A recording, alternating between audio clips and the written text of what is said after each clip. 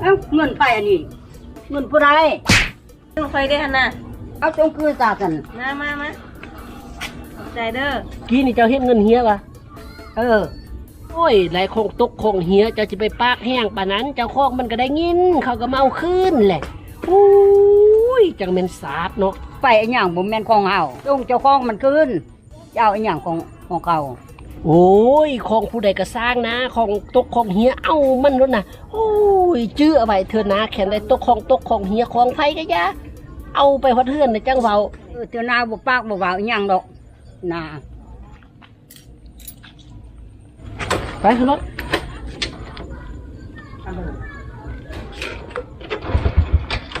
เอาเลยกระเจดิวะโอ้ยเห็นกระเจจ้ะวะเอาเลยใส่ดันว่าบันเห็นอะไรบันจะจูงไปติก็ติดลงจูงไปเอา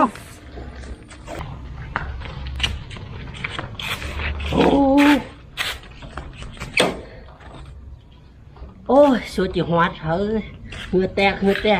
เป็นอะไรเมื่อยบ่ หัวมันก็เมื่อยเดี๋ยวเนาะสร้างทามโอ้